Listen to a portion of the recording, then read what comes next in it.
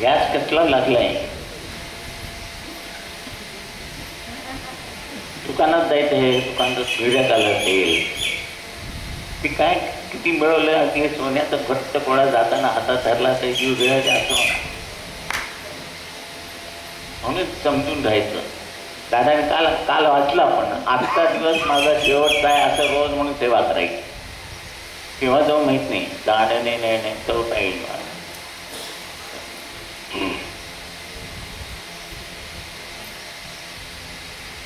पण ही प्राप्ती टिकवून ठेवण्यासाठी आपल्याला 8व्या दिवशी एकत्रित येऊन उपासना करणे जरुरीचे आहे.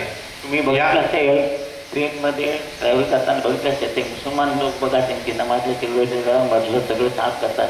कोण बघतंय कोण हसतंय बघत नाही. आपण लगेच म्हणतो असं प्रार्थना वगैरे म्हणायला लागतो, कोणते बघतात का?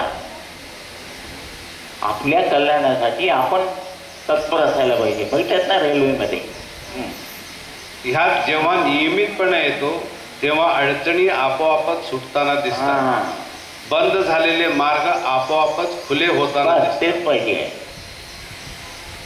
जेव्हा एखाद्या भूमीवर सामूहिक उपासना सतत चालू असते तेव्हा त्या भूमीमधील दोष नाहीसे होऊन नैसर्गिक आपत्तीपासून आपोआपच संरक्षण मिळते. समाजाचे देशाचे सामूहिक प्रारब्ध सौम्य होते. कोरोनाच्या काळात सामूहिक उपासना नियमितपणे करणाऱ्या लोकांवर कोरोनाचा प्रादुर्भाव तीव्रतेने दिसला नाही. उपासनेमुळे किंवा प्रार्थनेमुळे तुमच्या प्रारब्धात बदल घडतात. सामूहिक उपासनेमुळे साधकांचे वैयक्तिक प्रारब्ध हलके होते किंवा त्याची तीव्रता कमी होताना दिसते. ख्रिस्ती आणि मुस्लिम बांधवांकडून काय शिकावे तर त्यांची सामूहिक उपासनेप्रती असलेली निष्ठा. आमचं थिएटर होतं, म्हणजे त्यावेळेला लायसन्स रिन्युअल होतं आमचं, म्हणून ते लायसन्स मिळाल्याशिवाय चालू करता येत नव्हतं. तर मोहसिन नावाचा एक मुसलमान कलेक्टर होता. आम्ही 11:30 जाऊन बसलो होतो. वेळ झाला ते हे काम करतात. 12:15 12:30 त्यांचा मगरीब नमाज काहीतरी असतो 12:15. ती वेळ झाल्याबरोबर सगळं ठेवत होतं आणि सरळ नमाज पडायला निघून गेला. मी काय म्हटलं लक्षात आलं ना, म्हणजे ते लोक इतके पर्टिक्युलर आहे, त्यावेळेला वाटेल ते असू दे, ते काम सोडून आपल्या कामाला गेले. म्हणजे म्हणून एक म्हणतात निष्ठा. ख्रिस्ती आणि मुस्लिम बांधवांपासून काय शिकावे तर त्यांची सामुदायिक असलेली निष्ठा. मुस्लिम लोक दर शुक्रवारी आणि ख्रिस्ती लोक दर रविवारी आपल्या धार्मिक स्थळावर आवर्जून जातात. म्हणजे बरोबर 7 दिवसांनी, म्हणजे त्यांची सायकल बरोबर चालू असते. ही तळमळ आपल्या लोकांमध्ये दुर्दैवाने नाहीये. आपल्याकडे आरतीला मंदिरात जेमतेमच हजेरी असते. जेव्हा एखादी व्यक्ती उपासना करते तेव्हा त्याला फळ देणे परमतत्वाला बंधनकारक ठरते. फळ म्हणाला तो. फळ म्हणजे चांगलं, फळ म्हणजे दुःख. फळ आम्ही फळ खाल्लं म्हणजे दुःख खाल्लं. फळ आणि फळ. मग उपासना कुठल्याही स्वरूपाची असो, सामूहिक उपासनेत प्रचंड बळ असते. त्यामुळेच भौतिक आणि आध्यात्मिक गरजा पूर्ण होतात. आठवड्यातला 1 तास जरी सामूहिकरित्या देवाला दिला तर संपूर्ण आठवडा प्रसाद रूप होतो. म्हणून गुरुवारी 1 तास आरतीला जायचं, न चुकता वाटतं ते. पाऊस आला तर रिक्षा करून जायचं, फळ जायचं. नियम म्हणजे नियम. मग प्रश्न पडतो की आपल्यात सामूहिक उपासना ही पद्धतच नव्हती का? सामूहिक उपासना हीच भारतीयांची अख्ख्या विश्वाला देणगी आहे. पण जातीपाती यांच्या खुळचट संकल्पनांमुळे सामूहिक उपासना बंद पडली.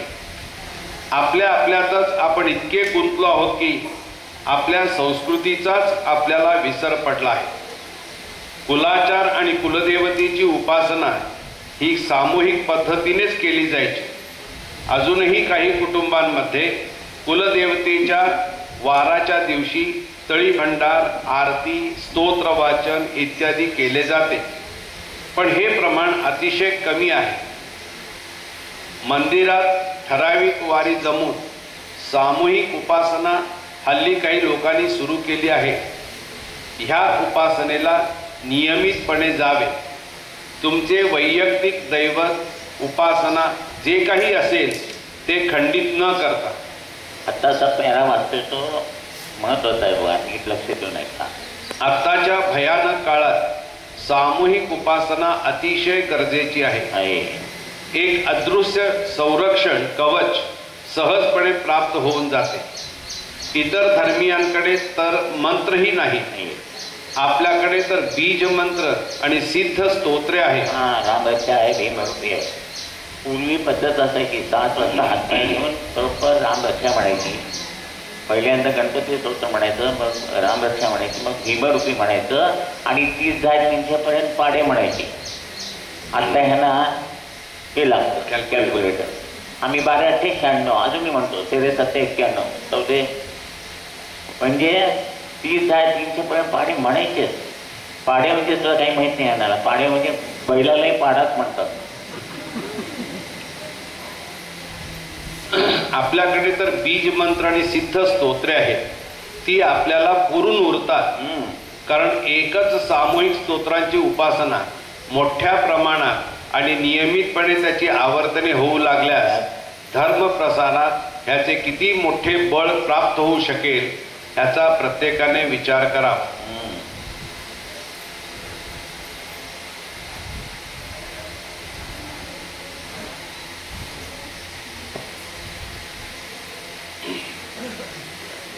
तर आपण काल ओंकार साधनेबद्दल वाचन आणि विवेचन केलं. त्याच्यानंतर सामूहिकरित्या म्हणजे सामुदायिकरित्या आपण जे साधना प्रार्थना म्हणतो त्याचं महत्त्व काय हे आता आपण वाचलं. आता आपण जी रोज प्रार्थना म्हणतो दैनंदिन प्रार्थना ह्याचं महत्त्व काय आहे हे आता आपण वाचू. ही हरिबाबांची मुलाखत आहे 1963 मधली. जीवनाची मूलभूत बैठक आचार विचारांनी निश्चित व्हावयास पाहिजे. निश्चित म्हणजे काय, त्यावेळेला ते काम करायचं.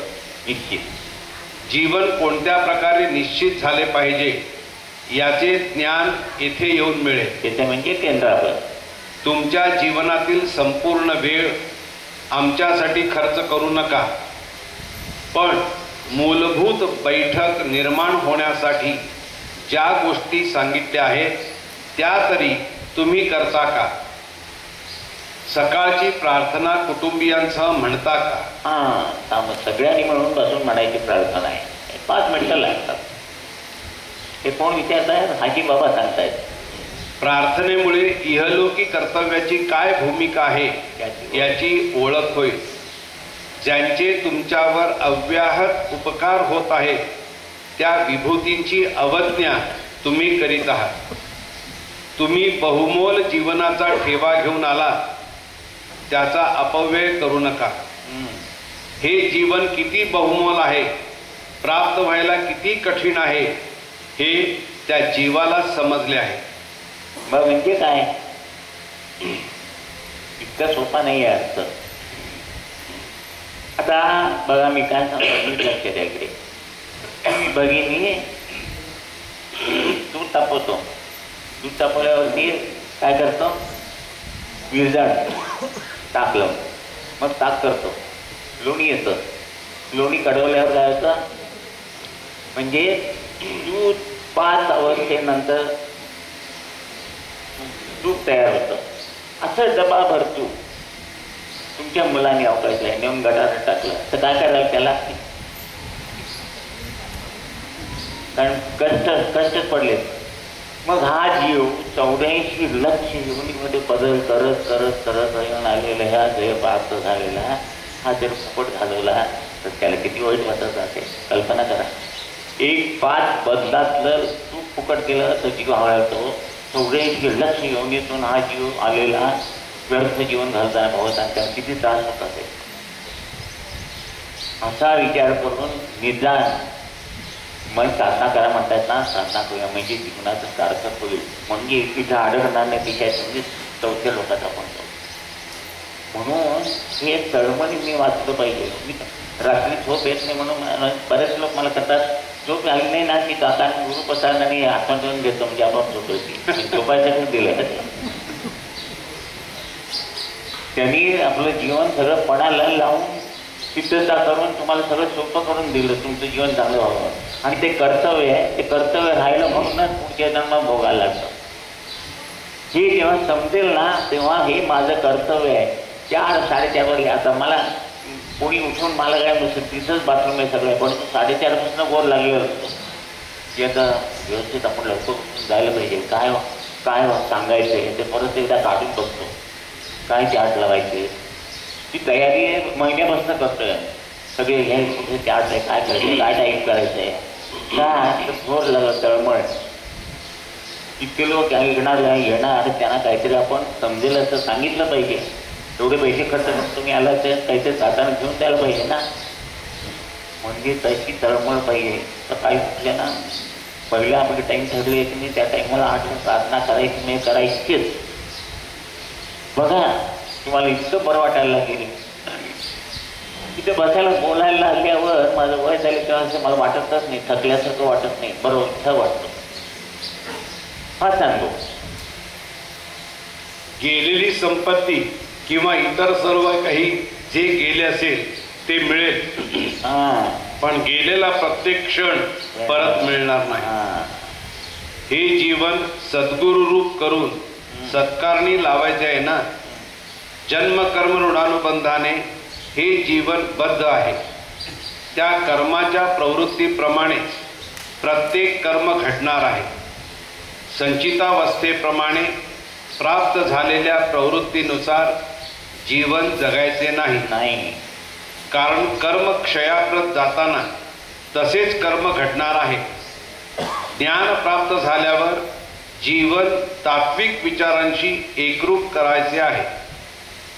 हे भगवंता नारायणा, माझ्या कुटुंबाच्या उद्धाराकरिता ज्या दिव्यपुण्य विभूती असे प्रार्थनेत म्हणतात, ज्यांना तुमच्या कुटुंबाचा उद्धार व्हावा अशी तळमळ लागलेली आहे, या विभूतींना तुमच्या हातून प्रत्येक क्षणाला घडणाऱ्या कर्माचे ज्ञान ज्यांना झालेले आहे व ज्यांना ऋणानुबंधाचे धागे दोरे समजले आहेत व जे त्यांचे विमोचन करू शकतात त्यांनाच विभूती असे म्हणतात. विभूती म्हणजे ते आपल्यासारखं सामान्य जीवन जगून त्याच्यातनं गुरु मार्गाप्रमाणे जाऊन उच्च अवस्थेला गेलेले, डायरेक्ट जन्माला आलेले नाही. तुमचा किती जन्मांचा ऋणानुबंध शिल्लक आहे, त्यात मातृपितृ, इतरेजन व देवादिक या सगळ्यांचा ऋणानुबंध आलेला आहे. काल मी सांगितलं होतं, आत्मा आणि कर्म हे परलोकातली अवस्था आहे. ते कर्म शून्य करण्यासाठी ह्यांना 3 ऋणानुबंध जोडावे लागतात. तेच मातृपितृ, इतरेजन आणि देवादिक. म्हणजे पुन्हा जोडलं, पुन्हा कर्म वाढलं ते कमी करायचं. या सगळ्या ऋणानुबंधांचा आलेला आहे तो या जीवनापासून बाजूला करायचा आहे. कदाचित ज्ञान अज्ञानाने अतिदेवधर्म झाला असेल, पण एकही फलद्रूप झाला नाही व असा खर्ची पडलेला ऋणानुबंध शिल्लक असेल, परंपरेने आलेला असेल, पण काहीही न केलेला असा कुलाचार देखील देव ऋणात येतो. नामस्मरणाने हे सगळे ऋणानुबंध तुम्हाला पुरे करायचे आहे. किती सोपं आहे, फक्त नामस्मरण करायचं, चालूच नाही.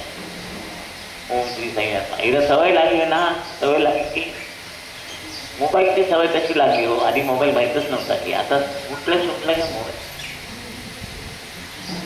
नाही हे चूक म्हणत नाही, म्हणजे उदाहरण दिलं पाहिजे. त्यात तशी सवय लागली आहे ती बघितल्याशिवाय केलीनच पडत नाही. तसं नामस्मरण करायचं सुद्धा सवय करता करता सारखं मग बसलं कधी यायला लागतं.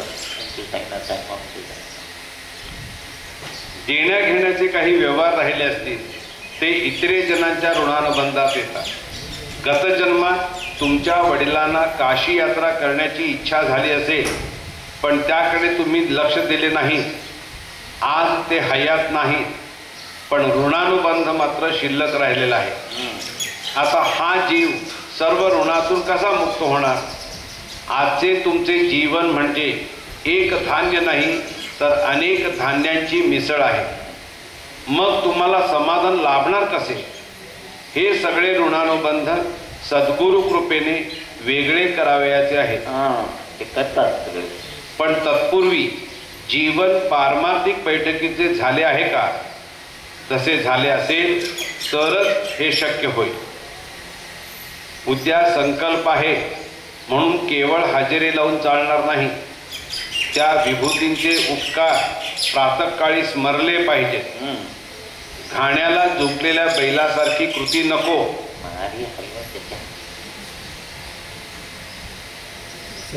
या क्षणापासून तरी पुनरावृत्ती न हो असा उच्चार करताना प्रामाणिकपणे स्वतःला जबाब देता का? कदाचित काल घडले असेल पण निदान आज तरी घडणार नाही याची काळजी घेता का? परस्परांविषयी जिव्हाळ्याचे प्रेम असे उच्चारून प्रत्यक्ष माऊली समोर बसून खोटे बोलत असता व आम्हाला वर विचारता की कुठून आली इतकी पातक आणि प्रमाद. हे सर्व असेच खोटे बोलण्याने झालेले आहे. जिव्हाळ्याने वागता येत नाही. जीवनातील सुखे व्यक्त करता येत नाही. आज बघा आपण हे सगळे कुठल्या कुठल्या गावचे गुरुपंत कोण आहे. गुरुचं कुटुंब कसं आहे, एकमेकाबद्दल प्रेम आहे. घरात गेल्यावर त्या दोघांचं असतं का, एका तोंड इकडे एका तोंड इकडं, एकाने एक म्हटलं की दुसऱ्याने दुसरंच म्हणायचं.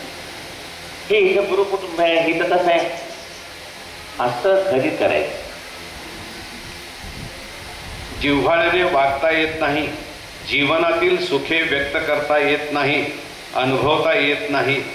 म्हणून ही प्रार्थना करावयाची आहे. भरपूर आनंद कसा व्यक्त करता? रात्री झोपताना सर्व कर्तव्य केल्याचे समाधान मिळते का? स्वतःच्या पैशाचे घड्याळ विकत घेता. स्वतःच्या भोवती फिरून ते तुम्हाला अचूक वेळ दाखवते. सकाळी 8:30ची वेळ दर्शवल्याबरोबर ती ऑफिसला जाण्याची वेळ झाली आहे अशी वास्तविक ती सूचना असते. याबद्दल त्या घड्याळाला धन्यवाद द्यायच्याऐवजी 8:30 झाले, भरली वेळ असा विचार करून त्याला एक शिवी देता. त्याने तुम्हाला सावध केलं म्हणजे आभार मानायच्या ऐवजी त्याला शिव्या दे. स्वतःच्या पैशाने खरेदी केलेल्या व जे आपले कर्तव्य अचूक करीत आहे त्याला सुद्धा तुम्ही शिवी द्यायला कमी करीत नाही. मग मला किती शिव्या देत असाल याची कल्पनाच न केलेली बरे. सकाळी नळाला पाणी आले नाही म्हणून निष्कारण उद्वेग करायचा. ऑफिसला बसने निघणार पण येणारी बस भरलेली असते व मग या सद्गृहस्थांना थांबावे लागते म्हणून अशा वेळी बसवाल्यांना शिव्या. या व अशा अनेक प्रकारे वागून तुम्ही प्राप्त जीवनातील सुलभ पारमार्थिक बैठक नामशेष करीत असता. इकडे आरतीला कुणीतरी एक प्रतिनिधी पाठवायचा, कारण ते बोंबलतील ना. विचार करा, माझ्यासाठी का हे सगळे चाललेले आहे? कुणासाठी आहे? सबंध कुटुंबाला धर्माचरण करण्याची सवय लागावी या तळमळीने आम्ही हे करीत आहोत. गादीवर बाबांची आरती 1 तास होते. तुम्ही येथे कायेने 1 तास असता पण भावनेने 10 मिनिटे असता. तासभर बसण्याचा विचार केला तेव्हा कुठे 5 मिनिटे बसता. तर आता तुम्हाला जन्मभर बसायचं आहे ना, मग 55 मिनिटे का बसू शकत नाही याची कधीतरी विचारणा केली?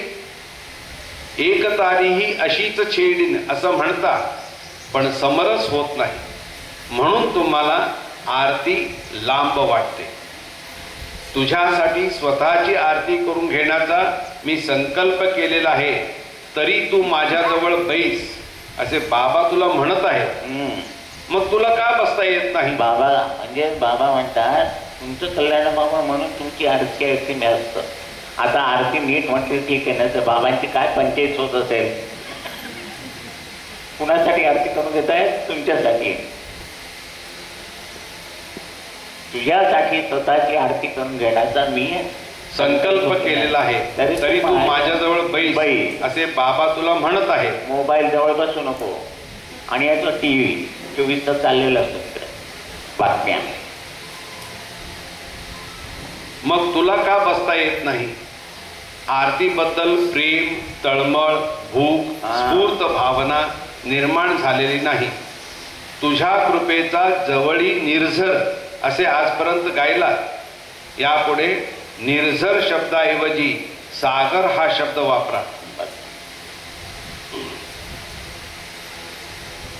देहाचे कार्य तर देहाचे कार्य स्थगित झाल्यावर जे कार्य करायचे ते आपल्याला प्रापंचिक जीवनात आत्ताच करावयाचे आहे. विमोचन करीत असताना आवाहन केलेली कर्मे पुनश्च तशीच प्रवृत्ती निर्माण करणार. म्हणून आत्ताच संयम पाहिजे व यासाठी ही प्रार्थना जाणीवपूर्वक म्हटली पाहिजे. या सर्व ऋणानुबंधांपासून जीवन वेगळे व्हावे यासाठी त्या प्रार्थनेशी एकरूप व्हायला पाहिजे. यथोचित वर्तन घडू दे म्हणजे काय? स्नान झाल्यानंतर आपले वस्त्र स्वतः आपण उचलणे, बादली बाहेर आणून ठेवणे हे तुम्ही करता का? आंघोळीला गेलं की अगं माझे कपडे आणून दे, अगं पाणी काढलेस का, म्हणजे ए लॉट ऑफ ऑकलंड आहे ना, बघतो आपण सगळं बायकोने करायचं. म्हणजे तुम्ही काय करणार? आणि मग वजन वाढले की डॉक्टर म्हणाले की फिरायला जावा. मग अगं गाडी काढ आणि मला मागे बसून घेऊन चल.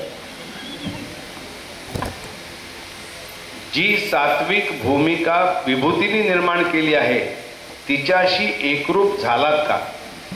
आपापले कर्तव्य कर्म अहोरात्र पाळण्याची सुबुद्धी दे. सुबुद्धी ही दिलेलीच आहे. मग चहा पिऊन झाल्यावर कपशी का विसळत नाही? जो मुलगा कपशी विसळत नाही तो राहिलेली पूजा देखील करणार नाही. तुम्ही मुलाबाळांना आदर्श दाखवून दिला पाहिजे. स्वतःच काम आम्हाला सांगायचे वडील, स्वतःच काम स्वतः. कप विसरून मीठ विसरून ती अशी उलटी घालून ठेवायची, उलटा कप घालून. जेवण झाल्यावर आपलं ताट आपण नेऊन ठेवायचं. सकाळी उठल्यावर पहिल्यांदा देवाला नमस्कार करायचा. संध्याकाळी 6:45ला हात पाय धुवून 7ला घरात हजर राहायचं. आता केव्हा येतात, रात्री 12ला येतात, कोण केव्हा येते, कुठं जेवतात, काय कशाचं पत्ता नाही, संस्कारच नाही. आमची एवढी भीती होती वडिलांची. 6:45 झाले की आम्ही मित्रांना सांगणार अरे घरी गेलं पाहिजे, नाही तर वडिलांच्याकडे मार खावा लागेल. 1948 साली माझी मुलगी जन्म झाला. 1940 साली आणि 1948 8 वर्षाचा असताना मुंज झाली. तेव्हापासून मी संध्या आणि हे रामरक्षा वगैरे आम्ही म्हणतोय 7 वाजता. तेव्हापासून अजूनही संध्याकाळी 7 वाजता मी माझी बायको बसतो आणि कोण जावई मुलं कोणी घरात असले तर आम्ही बरोबर 7ला म्हणायला चालू करतो. कोण आलेले असू देत असू देत त्यांना सांगतो काय म्हणतं बसा 7 ते 7:30 पर्यंत एवढं म्हणायचं. पण बरं किती समाधान आहे. काहीतरी एक नियम पाहिजे ना. एक दिवस सकाळी 10ला जेवायचं, एक दिवस दुपारी 3ला जेवायचं, एक दिवस जेवायचंच नाही, एक दिवस 12ला जेवायचं, एक दिवस संध्याकाळी जेवायचं. असं त्याचं काय होईल? म्हणून हे काहीतरी सकाळपासून संध्याकाळपर्यंत तुमचं हे टाइम टेबल त्याप्रमाणे शक्यतो करायचा प्रयत्न करायचा. तुम्ही मुलाबाळांना आदर्श दाखवून दिला पाहिजे. पण त्याचा म्हणजेच आदर्शाचा पायाच डळमळीत आहे. ही प्रार्थनेची विटंबना आहे. आई वडिलांना शिस्त नाही तर मुलांना कुठून येणार? हा इतरांना काय सुख समाधान देणार? जो सकाळची कपबशी संध्याकाळपर्यंत तशीच ठेवणार तो पुढील जन्माची तरतूद अतिप्रयत्नाने करावी अशी प्रार्थना करून पुढील जन्मासाठी आज सत्कर्म करील हे संभवनीय आहे का? करता स्वतःचं काम स्वतः करणे म्हणजे सत्कर्म आहे. पहिलं तेच करत नाही म्हटल्यावर पुढील जन्माचे तरतूद काय कशी काय करणार? म्हणून पहिल्यांदा उठल्यावर स्वतःचं काम स्वतः करायला शिकायचं. सत्कर्म अनेक प्रकारे करता येते. नित्य जीवनातील कर्तव्ये निरासक्त बुद्धीने करणे म्हणजे सत्कर्म होय. सत्कर्म करणे होय. तुम्ही हे करीत नाही म्हणून तुम्हाला 24 तास देव लागतो. आपला त्रास वाचवण्याच्या हेतूने दुसऱ्याकडून कामे करून घेतलीत का? आज एखाद्याने तुमचे काम केले असेल तर त्याचे हे उपकार तुम्हाला केव्हा तरी फेडावेच लागतील.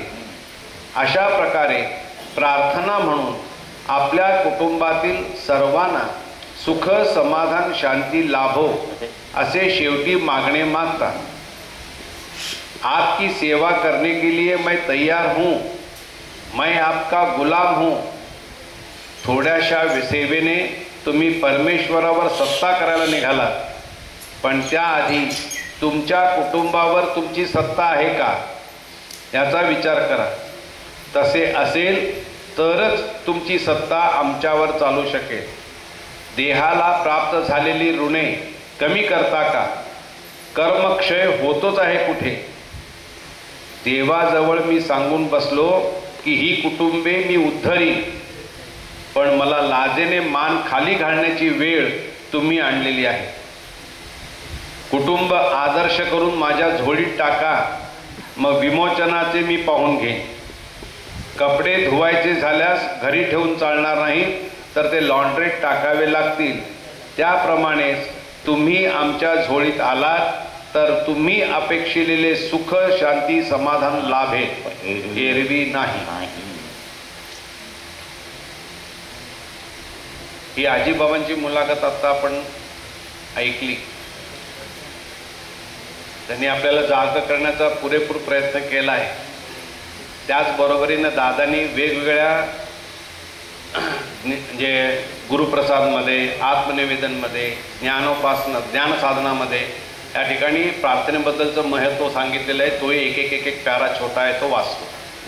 ज्ञानसाधना संमेलन 7 पान क्रमांक 225। हे शांतपणे ऐका, किती काय सांगितलं। आता ही दैनंदिन प्रार्थना म्हणजे हे भगवंता नारायणा ही नित्याने म्हणावयाची आहे। ही प्रार्थना एकदा आस्थेने वाचा। आस्थेने म्हणजे असे कळेल की त्या प्रार्थनेमध्ये तुम्हाला ह्या जन्मात व पुढच्या अनेक जन्मात ज्याची ज्याची काही गरज आहे तेवढ्या सर्व गोष्टी त्यामध्ये अंतर्भूत केलेल्या आहेत। आणि काय पाहिजे?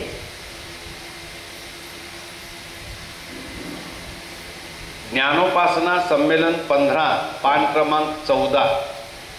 जो संकल्प करायचा त्यामध्ये जर 100% यश हवे असेल तर तो संकल्प ईश्वराने सांगितलेला असला पाहिजे।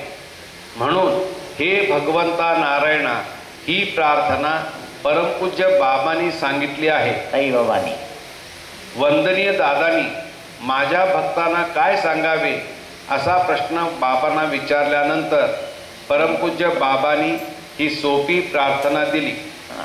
ह्या प्रार्थनेमधील पहिल्या भागात विमोचन असून दुसऱ्या भागात दीक्षा आहे। म्हणून नवीन लोक आलेले विचारतात आम्हाला दीक्षा मिळाली की नाही, कसं करायचं, आमचं विमोचन झालं की नाही। तर ती प्रार्थना वाचायला दिल्यावर त्यांना हे वाक्य दाखवायचं। प्रार्थना वाचायला लागल्यानंतर एकदा सिद्धता झाल्यानंतर त्या मार्गावरनं कोणी जाऊ शकतो। तसं ते प्रार्थने मना वाचायला लागल्यावर त्यांचं विमोचन होतं आणि त्यांना दीक्षा आपाप मिळून त्यांचं जीवन सुधारतं। गुरुप्रसाद पान क्रमांक 181।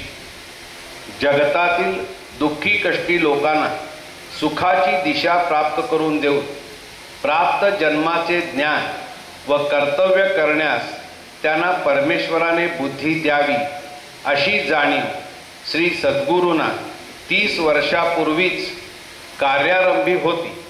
म्हणून त्यांनी हे भगवंता नारायणा ही प्रार्थना की ज्या प्रार्थनेत आजपर्यंत ज्या काही सिद्ध सिद्धांत पद्धतीने आपण भक्तांना आजची अवस्था प्राप्त झाली आहे म्हणजे नारायण अवस्था, त्याच अवस्थेचा लाभ नकळत जगातील इतर दुःखी कष्टी व अज्ञानी लोकांना व्हावा म्हणून सर्व सिद्ध सिद्धांत पद्धतींचा समावेश ह्या प्रार्थनेत केला आहे।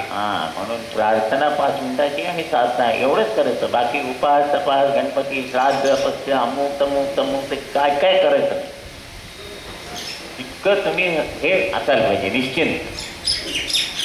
आत्मनिवेदन पान क्रमांक 197। आत्मनिवेदन पान क्रमांक 197। सुमारे 40 वर्षापूर्वी परमपूज्य बाबांनी आज्ञा दिली म्हणून हे कार्य सुरू झाले व जे भक्त ह्या कार्यात येतील त्यांच्या प्रित्यर्थ ही दैनंदिन प्रार्थना लिहून दिली। जी प्रार्थना सकाळी व संध्याकाळी म्हणत आहोत, अशा ह्या प्रार्थनेचा अर्थ काय आहे हे समजले पाहिजे. नुसती पोपटपंची आता नको. त्या प्रार्थनेत जो विषय आहे त्याचे मनन व चिंतन व्हावयास पाहिजे. त्यापैकी एक वाक्य आपण अभ्यासासाठी घेतले तर हा जन्म पुरणार नाही. तुझं आहे तुझं पाशी, पण अज्ञानाने आपण वाट चुकलेलो आहोत. आत्मनिवेदन पान क्रमांक 220. सुमारे 20 शतकापूर्वी जी परिस्थिती जगात निर्माण झाली होती तशीच वेळ आत्ताही आलेली आहे. आज ह्या जगाला तारणारा कोणीही नाही. पूर्वीच्या काळी परमेश्वर अवतार घेत होता, पण आता अवतार घेऊन त्यावर विश्वास ठेवून हा परमेश्वर आहे असे मानणारे फार थोडे आहेत. ह्या जगाचे कार्य अव्याहत चालू राहावे यासाठी आवश्यक अशी वेळही आता आली आहे. 50 वर्षापूर्वी म्हणजेच कार्यारंभी परमपूज्य साईनाथ महाराजांनी जी दैनंदिन प्रार्थना सुचविली होती त्या प्रार्थनेत जे बीज आहे ते म्हणजे भवितव्यात अवतीर्ण होणारे मानवता युग होय.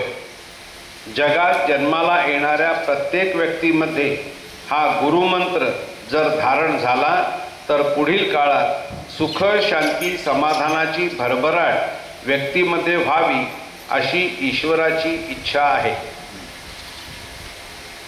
15वे संमेलन पान क्रमांक 32.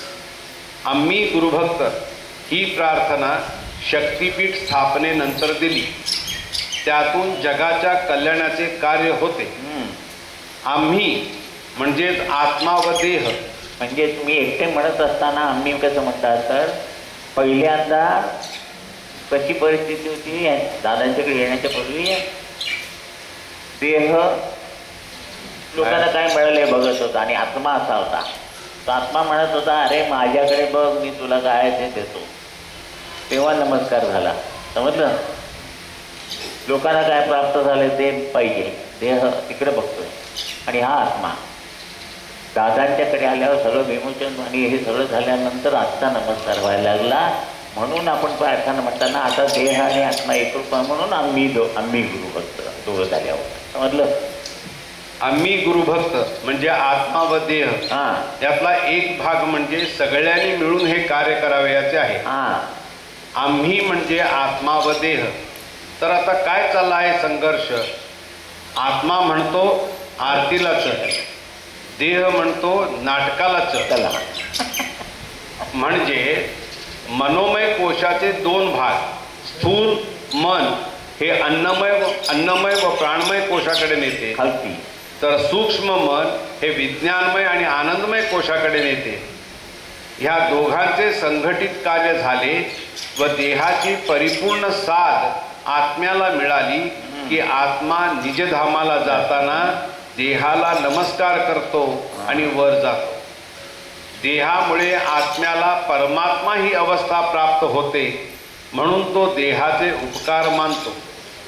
ज्या हाताने जीवन जगायचे त्याच्या ठिकाणी जी शक्ती आहे तिचा विनियोग सत्कार्यासाठी व्हावा यासाठी देहाचे प्रतीक म्हणजे उजवा हात व आत्मिक तत्वाशी म्हणजे हृदयाशी प्रार्थना म्हणताना ठेवावा.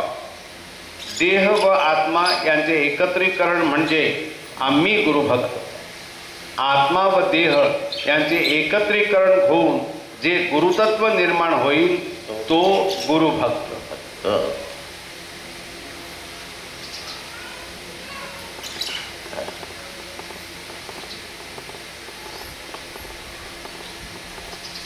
आता शेवटचा भाग अमृतानुभव.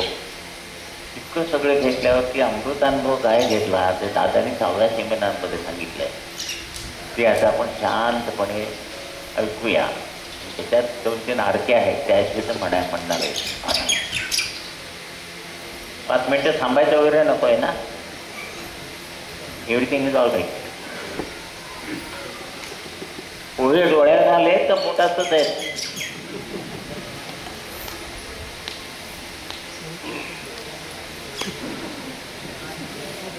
या संमेलनाला तुम्ही भक्त भाविक आस्थेने उपस्थित राहिलात आणि जो काही सेवेचा लाभ तुम्ही करून घेतलात त्याबद्दलची धन्यता किती वाटावी हे काही मी शब्दांनी व्यक्त करू शकत नाही. हे 6व्या सेमिनारमध्ये दादाने सांगितलेलं आहे ते 10 पानं वाचणार. आता ह्या संमेलनात तुम्हाला ज्या काही अवस्थेची प्राप्ती झाली यामध्ये काय काय अंतर्भूत केले आहे तर साधक अवस्थेची परिपूर्णता केली व ती करीत असताना तुम्हाला 3 साधनांचा अलभ्य लाभ अशा दृष्टीने मी सांगतो आहे की नुसता अलभ्य लाभ नसून ती साधनं तुमच्या कुटुंबासाठी तुम्हाला प्राप्त जीवनात व भवितव्यात उपयोगी पडतील अशी सिद्ध करून दिली आहे. ती 3 साधनं कोणती? आरती, पहिली आरती, ओंकार साधना आणि मुलाखत. आता ह्या 6व्या संमेलनात वरील 3 साधनांचा लाभ करून दिला आणि हा झालेला लाभ जो आहे तो तुम्हा कुटुंबियांना व भवितव्यातही तुम्हाला व तुमच्या कुटुंबियांना हा व्हावा म्हणून वरील 3 साधनं साधक अवस्थेचे परिपूर्णत्व होण्यासाठी कारणीभूत झाली. आता अगदी प्रारंभिक अवस्थेमध्ये तुम्ही जेव्हा मार्गदर्शनार्थ आलात तेव्हा तुमच्या ह्या काया वाचा मन या 3ही माध्यमांच्या वर किंवा अवस्थेवर कोणत्याही प्रकारचा योग्य असा संस्कार झालेला नव्हता. म्हणजे देहिक माध्यमांवर असे मी का म्हणतो जरी तुमच्या कुटुंब परंपरेप्रमाणे तुमचे देवतार्जन आणि पूजनार्चनादी विधी केवळ तुम्ही रूढी परंपरेप्रमाणे करीत होता. म्हणजे हे का करायचंय त्याच्याकरता करायचंय माहिती नाही आहे. आता तुम्ही बघा मी तुम्हाला सांगतो पहिल्यांदा गणपती बसवत होतात ना का बसवत होतात माहिती आहे का? मग म्हणजे स्वयंपाकाला आता भात आमटी करायची आहे भाताला काय घ्यायचं माहिती नाही आमटीत काय घालायचं माहिती नाही मग कसं करणार? बरोबर मी काय म्हणतो? मग का करत होतात? श्राद्ध करत होतात, पक्ष करत होतात, उपास करत होतात. गुरु जे काय वटपौर्णिमेचं होतं का सांगितलं म्हणजे मग व्यापाराला आता मी दुकानात बसलोय कुठल्या वस्तूची किंमत मला माहीत नाही मग तर संध्याकाळपर्यंत काय होईल? दिवाळीत निघणार ही वस्तू 25 रुपयाची मला माहिती आहे मी हे 5 रुपयाला देऊन टाकली. समजतं मी काय म्हणतो? मग गणपती का बसवायचा नंतर उपास का करायचा हरताळकेचा व्रत का करायचं आणखी काय संकष्टी का करायची काही माहिती नाही तरी करायचं. आणि सोडा म्हटले म्हणायचं गणपती रागवला तर काय करायचं? दादामुळे बरं झालं गणपती रागावले म्हणून सोंड अशी हलवली तर पकडा तो. म्हणजे हे सगळं अज्ञानाने करत राहायचं नुसतं त्यातनं आपल्याला विकास व्हावा हा हेतू आहे हा माहीतच नाही. तर गणपती तुमच्या मनाला येईल तसं बसवायचा नाही आहे. पहिलं गणपतीचं काम काय आहे तर कुठला तुम्ही विधी करता नीट आहे का? विधी करत असताना यजमान पुरोहित आणि देवदेवता असतात बरोबर ना? यजमान म्हणजे जो करणारा पुरोहित म्हणजे तो करून घेणारा आणि तिथं कृष्णाची मूर्ती म्हणा सत्यनारायणच्या पूजेला ठेवलेलं असतं. आता त्या भडकीचं लक्ष दक्षिणेकडे आणि ह्याच्याकडे असतं त्याचं लक्ष वांताकडे नसतं. गणपती बसवायला जाताना 10 घरी जाऊन गणपती बसून येतो तर तो केलेला विधी त्याच्यात मालकाचं पण लक्ष नसतं. लवकर संपा म्हणजे मला ऑफिसला जायचं आहे मी ह्या दोघांचं लक्ष नाही. मग देव तसा म्हणजे केलेला विधी 3 एकरूप झाले तर त्याचं फल मिळणार आहे. म्हणून गणपती का बसवायचा तर गणपती काय करतो आता चूल न पेटवता वर नुसतं पाणी तेल डाळ घातली तर आमटी नाही होणार त्याला खाली विस्तव लावायचं शक्ती म्हणजे ते एकत्र होतं. तसं हे 3 विकत असताना हे जे 2 एकत्र होत नाही आहेत त्यांना एकत्र करण्यासाठी मग गणपतीची शक्ती त्याच्यानी तो विधी केलेला फुकट न जाऊन त्याचं फल प्राप्त व्हावे म्हणून ते प्रत्येक विधीच्या आधी गणपतीची स्थापना करायची, हे पहिलं कार्य. दुसरं कार्य काय, गणपती बसवतो तो 6 दिवस बसवायचा आहे. हां, का बरं? श्रावण, भाद्रपद, अश्विन आणि 4 महिन्याला काय म्हणतात? चातुर्मास. त्यात पहिल्यांदा काय तर श्रावण. श्रावणामध्ये उपास तपास, श्रावण सोमवार, संपत शनिवार सगळे आहे ते उपास तपास करून हे काय वाचा मनाचं दैहिक माध्यम शुद्ध करायचं आणि त्याच्यात पुण्य साठवायचं. ते झाल्यावर ते भाद्रपद महिना येतो, हो ना. मग भाद्रपद महिने चतुर्थीला गणपती बसवायचा आणि तो 10 दिवस बसवायचा. त्याच्यामध्ये 7व्या दिवशी गौरी येतात, खड्याच्या गौरी किंवा त्या गणपती. त्या गौरी म्हणजे कुलस्वामी. म्हणजे चतुर्थीला गणपतीचा आशीर्वाद घ्यायचा आणि खडेच्या गौरीच्या वेळेला कुलस्वामीचा आशीर्वाद घ्यायचा आणि अनंत चतुर्दशीला विष्णूचा आशीर्वाद घ्यायचा, बरोबर. अनंत चतुर्दशी असं ते काया वाचा मन श्रावणात शुद्ध केलेलं. त्याच्यामध्ये हा तिघांचा आशीर्वाद घ्यायचा आणि लगेच पितृपक्ष येतो, की नाही. म्हणजे आपल्या घराण्यातले लोक जे मरून गेले ते सद्गतीला जावे. सद्गतीला म्हणजे पहिल्या 3 लोकात अडकलेले असतात, ते 4थ्या लोकात जावे म्हणून तर्पण करायचं. सरळ पाणी जिवंत माणसांना द्यायचं ना, असं सोडतात. मेलेल्यांना तर्पण करताना असं देतात. आता तुम्ही ते पुण्य त्या तुमच्या पितरांना दिलं म्हणजे तुमचं पुण्य कमी झालं की नाही. म्हणून नंतर अश्विन महिना येतो. अश्विन महिन्यामध्ये काय असतं? नवरात्र. हां, कुलस्वामी येतं. 10 दिवस करायचं. 10 दिवस देवीजवळ जायचं आणि ते जे पुण्य आपण त्यांना खर्च केलं आहे ते परत जोडून घ्यायचं. हां, त्या 10 दिवसामध्ये देवीकडे लक्ष असतं का दिव्याकडे लक्ष असतं? हां, दिवा विजला तर कोप होतं. अरे त्यात कुणी सांगितलं? म्हणजे दादा म्हणाले की का केलं आहे तर पूर्वीच्या लोकांनी तुम्ही आता आज पूजा केली आहे ती बघितलं समाधान वाटतं ना. तसं विशेष आपण आवाज केली असती ती सारखी बघावी, त्यातनं पॉझिटिव्ह एनर्जी तुम्हाला यावी आणि तुमचा विकास व्हावा हा हेतू आहे. पण ते सांगितलं तर तसं करणार नाही. मग दिवा विजलं तर पाप लागली म्हणते सारखं दिवाला घालत जातं. सारखं दिवा तेल घालायला जाऊन त्या देवीचं दर्शन व्हावं आणि ती शक्ती तुम्हाला प्राप्त होऊन तुम्ही विकसित व्हावं हा हेतू होता. पण तिकडं लक्षच नाही. दिवा विजला तर पाप लागले. अशी सेवा आपण केली. त्याच्यानंतर दसरा येतो ना. दसरा म्हणजे असं सगळं हे केलं, आपल्या पितरांना मुक्त केलं आणि आपण ती सेवा जाऊन घेतली. दुःखी जीवनाकडून सुखी जीवनाकडे जायचं म्हणजे सीमोल्लंघन. आणि ती पुण्याई पुढं ह्याच्यापर्यंत धनत्रयोदशीपर्यंत वापरायची आणि दिवाळीला पूजा करायची, लक्ष्मी आणि सरस्वती. असं 4 महिन्याचं व्रत करून ही पुण्याई साठवली की ती पुढे 8 महिने वापरायची असा पूर्वीचा संकेत होता. पण ही तर गणपती 1.5 दिवस बसवला तुमच्या मनाप्रमाणे. पाहुणे आले तरी घरात 4 दिवस राहतात. मग गणपतीला 1.5 दिवसात पाठवले, पण 3 दिवसात हे कोण ठरलं? म्हणजे तो जो हित होता गणपती बसवण्याचा तो गेला, पितरमुक्त झालं नाही. मग ते पिशाच ठेवून मागे लागले.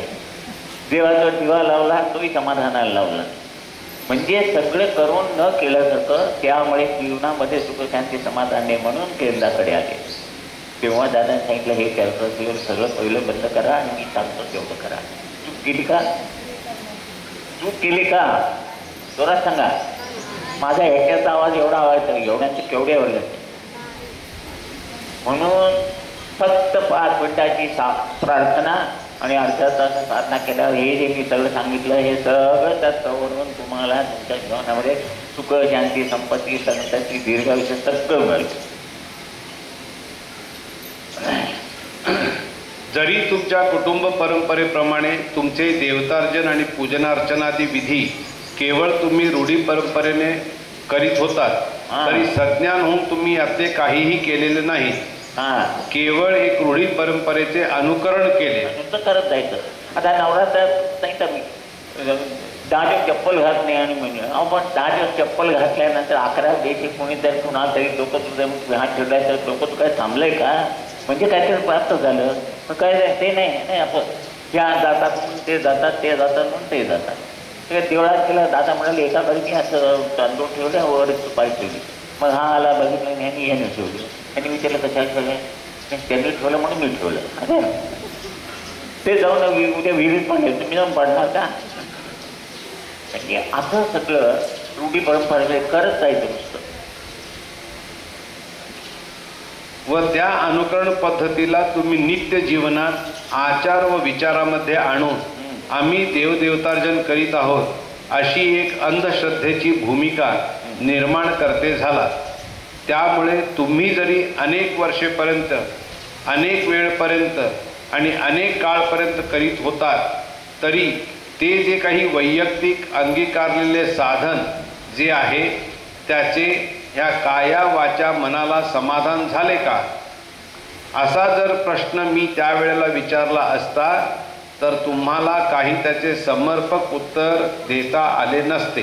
समाधान नाही म्हणून तरच केंद्रावर आले ना, मग उत्तरचा प्रश्न कुठे येतो? अशा वेळेला काया वाचा मन ही तीनही माध्यमं जी आहेत ह्या तिघांना एकत्र करून तुम्हाला साधक अवस्था जी आहे ही प्राप्त झाली आहे.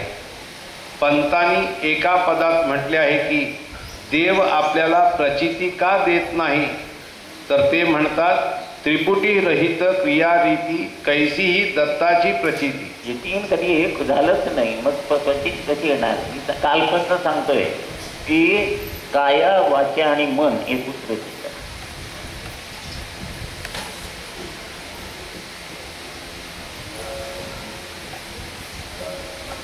काया वाचा आणि मन या तीन गती वेगवेगळ्या आहेत. त्या एक ओंकाराने होतात. ओंकाराची गती 1,86,000 मैलापेक्षा जास्त आहे. ते तीन एकत्र करून दिलं ती दत्त अवस्था दिलेली म्हणजेच म्हणजे.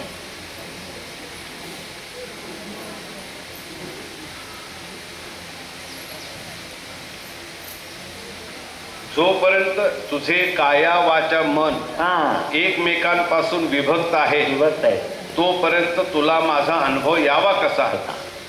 तर तीच अवस्था जी आहे ती काय झाली? त्रिपुटी गुळोनी गात असे दत्त गुरुवर.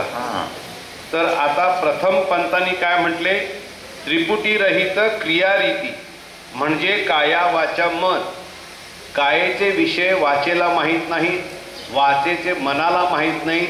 आणि असे जर आहे तर मी अमुक एक वर्ष माझ्या इष्ट देवदेवतांची, साधू पुरुषांची किंवा गुरुमार्गाची भक्ती अंगीकारली की त्या मार्गामध्ये व्यतीत केलेली कालमर्यादा तुम्ही जरी सांगितली तरी ती मर्यादा अधिक आहे, म्हणून तुम्हाला समाधान मिळेल असा हा मार्ग नाही.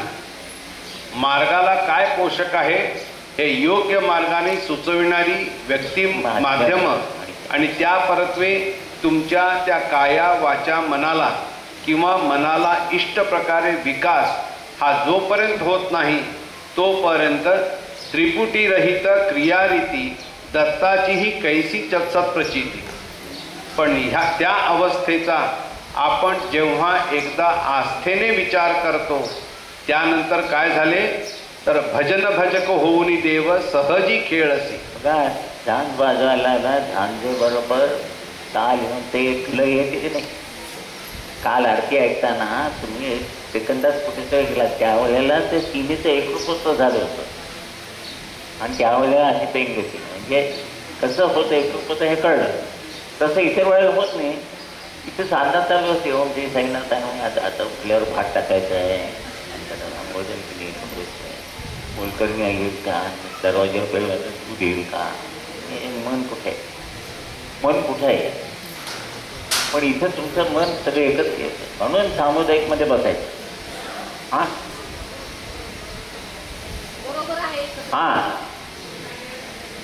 तर जो आरतीमध्ये किंवा आज साधनेमध्ये घंटावासी काही नाही, त्या नादाच्या मागे जायचं म्हणजे तिने एक झाले तो हा अनुभव घेतला तर समाधान होईल. 5च मिनटं करा, उगीच तासभर करायचं आणि लाभ 5 मिनटं असं नको. म्हणजे अशा अवस्थेमध्ये देव कोण व मी कोण हे दोघे एकरूप झालो. भजन भजक होऊनी देव असे झालो.